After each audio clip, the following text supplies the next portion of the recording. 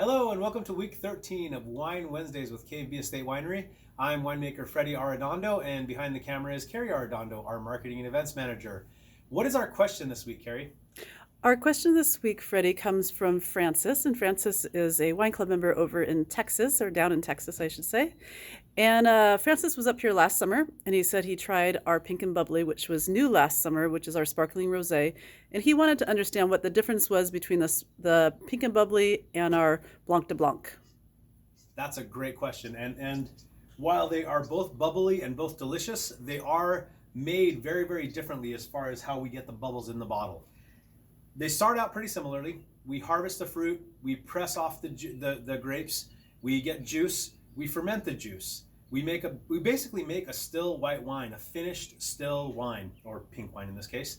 And the wine is finished through fermentation. It is filtered, it is cold stabilized, and it could be bottled at that point as a still white wine. But two key things that are true for sparkling wines that aren't true for typical white wines. Typically, they're harvested at lower sugars, so we have a lower alcohol content, but we also have a higher acidity to complement the CO2 that's going to be in the resulting bubbles. So as far as how the carbonation gets in, let's start with the Pink and Bubbly. With the Pink and Bubbly, what we do is after we make the wine, we actually put it through what's called inline carbonation. So basically the tank goes into a pressure tank, and then it's infused with CO2, and that's what gives it the bubbles. And then it's bottled under pressure. So as it's bottled, that CO2 just stays in the bottle. It's like a soft drink, but way, way better. So that's how the bubbles get into the Pink and Bubbly. As far as the Blanc de Blanc, this is made in the traditional method, Methode Traditionnelle or Methode Champenoise, which basically is that it's going through a second fermentation in the bottle to create the CO2.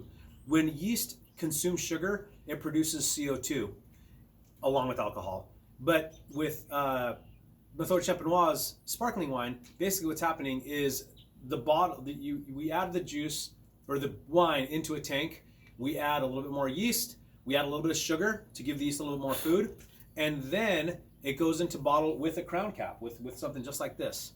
And then the bottle is laid on its side, just like this, okay? Now what happens is all that yeast lays in the bottom of the bottle, and as it's fermenting, this is the stage where it's called entourage, which means it's aging.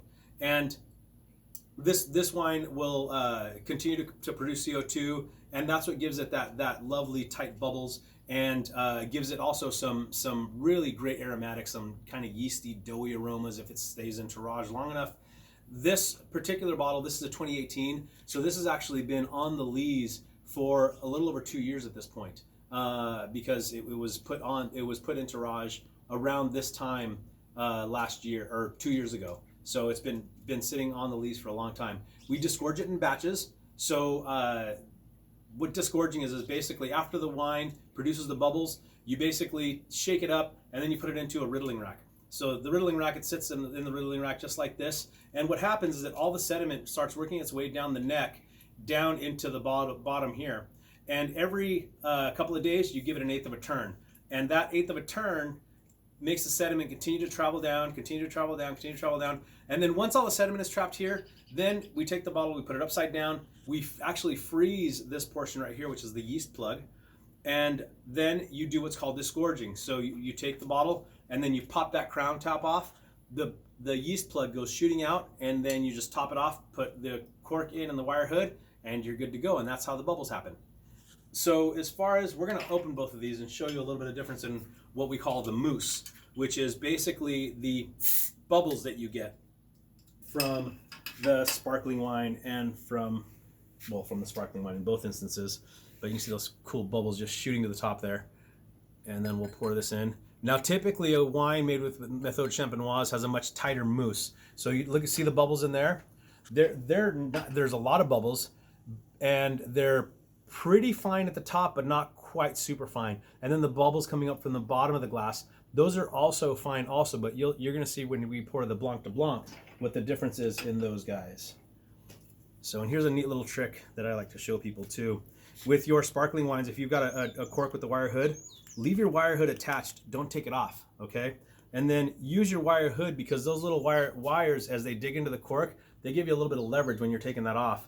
And I love that sound. Got a little foamy there. And then we're gonna pour this guy.